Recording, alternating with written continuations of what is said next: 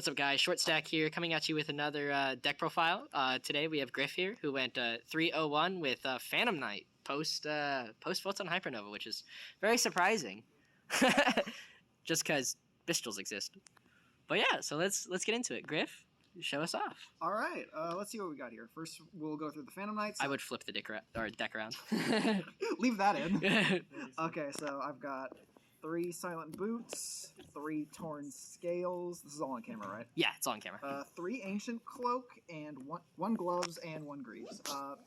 The ratios are like pretty standard. The only weird thing is like a lot of people play two Gloves or 2 Cloak, my mistake, and I don't necessarily dislike two Cloak, but I really like 3. Having the third one is it's really nice to have. It can always be sided out.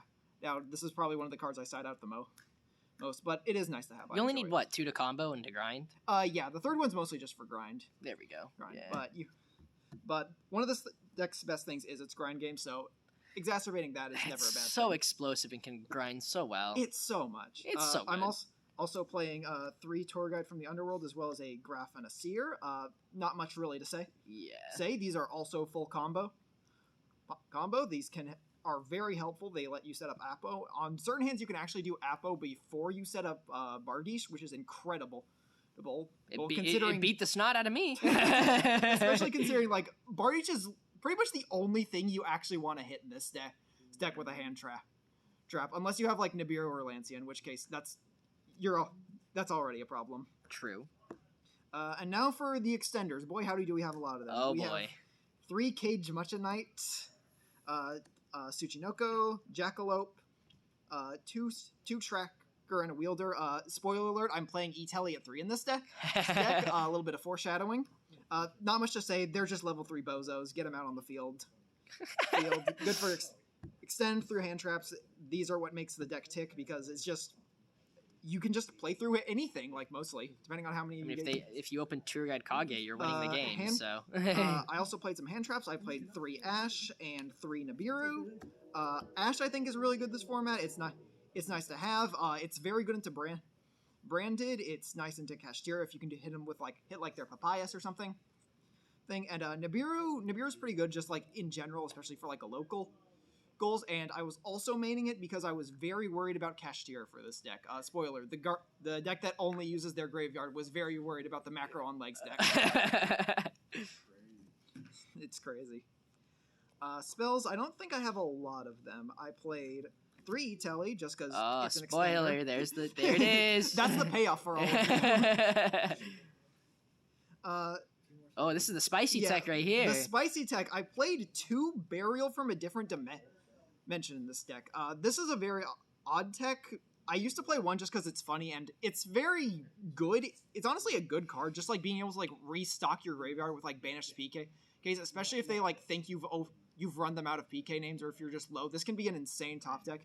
And the reason I actually played 2 of them, I don't usually ever want to open this, but I played this because I didn't know how common Bistils would be, and because they're all ignition effects, you can just, if they Bistil, say, Torn Scales or an Ancient Cloak in your graveyard, you can just, like, plop this down, put it back, and now you've essentially done nothing. You're back to zooming, yeah. And essentially nothing's changed. I mean, they could have 2 Bistils, but, like, you were losing anyways. It's fine. It's not a -1 in this deck. Also playing a Reinforcement of the Army. They're warriors. Yep.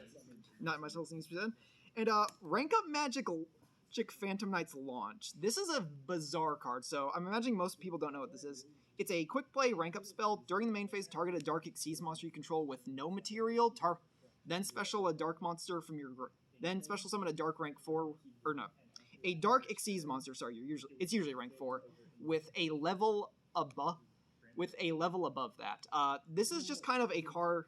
I actually kind of like this card with what I'm playing in my extra deck. It does a lot. It can, like, really help threaten boards lethal in certain board states with a card I'll get to in a minute.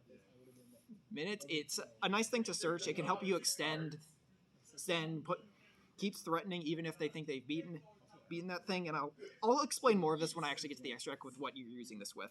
But I kind of like that card. I think it has its place. You can, if you don't want to play it, that's completely reasonable.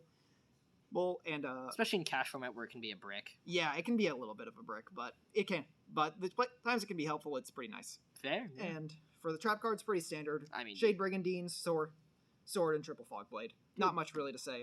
I play Sword instead of Wing because of the extremely funny interaction where you can equip it to Appaloosa to give it an additional negate. It's pretty good. And Fog Blade, this is just the most broken card ever. I don't know what to say about this. Why not Miss Claus? All right. On to the extra deck. On to the extra deck. I played 2 Break Sword. Oh, that's interesting. Most people play 3. Most people actually don't play 3. I always played 3 because I just really like this card. I think this is arguably one of, if not the best Phantom Knight cards. It just does so much. It pops boards. It extends. It threatens lethal in many cases. It's a combo piece turn 1. It's just so good. It's so good. And it's soft once per turn. Well, Indeed. The pop effect is soft once per turn. It rarely comes up, but it is funny. He's a good boy. He's a good lad. I'm also playing Levier. Just 1 Levier. It's extender. Pretty standard. Recycle your banished cards. Extend. What's not to like? Cicada King, because I thought I was going to get de-shifted this tournament.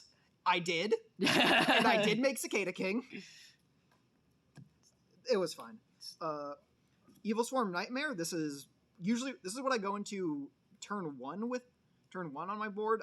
It's a very good card when a monster special summoned, you Book of Moon it, not once per turn. It's literally an FTK against Kashtira if they don't have an out to it. True. So yeah, he's a very good boy. And I'll bring up the Rum Launch again because this is important. This is kind of where it comes in. So I'm playing this with Raiders Knight and Ark Rebellion Xyz Dragon. OTK button. This is the most OTK button I have ever seen. So this card says 2 level 4 darks. It's also a Phantom Knights, which is relevant because that means you can revive it with Sword. Sword. And he basically he's a rank.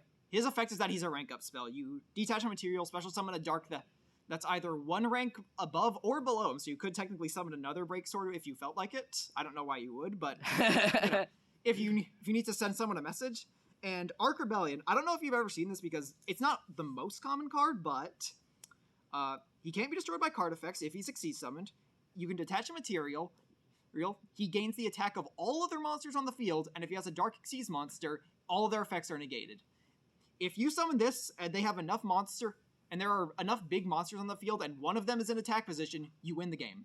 That is short, simple, and that's also why I play Rum Launch because it plays so nicely with these two. Like, if you let me cook for a little bit, you can like bring Bardiche back with like a Phantom Knight's Trap, rum it into this guy, and then go into Ark Rebellion in case they thought they like, oh, I can just interrupt the Break Sword and that'll stop it. Nope.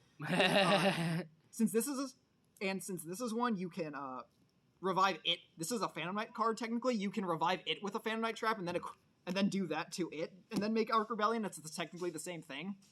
So yeah, Rum Launch plays really nicely with these cards, and I really like it. All right, I think that's it for the Xyz. So, oh wait, no, of course. How can I? Yes, Zeus. Zeus go burr. Zeus goes burr. What is there? Zeus go burr. For the links, I played Cherubini. Goated. Actually, just goated. Goated. I still cannot believe this card sends for cost. What were they thinking?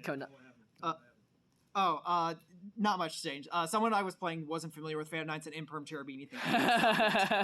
It was very sad, but I also didn't stop them. Dark Charmer Gloomy. He's just a nice thing for like go later turns. Extends into like Unicorn and access code OTKs. Very good. And the boys. Bard, yeah, two Phantom Knights Rusty Bardiche. I usually play 2 of these. I usually only play 1 of these because I think that's all you really need. But the reason I play 2 of this is because in Kashtira I don't want to get Diablosis out of him. It's fair. Yeah, if Diablosis isn't around, I would probably cut 1 of these and just play a 3rd Break Sword. Maybe like another Dark Rank 4, but depending on what's playable. And now for the all awful gold rare force on my extra deck, Unicorn, Appaloosa, and access code. Perfect. Just a nice 3 really nice cards to round out thing. This helps OTK from like more awkward positions. This is just really good for. Oh god, this is just so important for your turn 1 board. You can do you can usually end on it, and this is just nice for removal. Perfect. Well, thank you so much, Griff, for the deck profile. Good job today, going 301 at Thank you very the much. locals. Only what you tied with Kashtira, or what'd you tie with? I tied with Abyss Actors. Hey, it's fine. Abyss Actors is good. Well, appreciate it. Thank you so much. Of course, of course. Bye bye, everyone.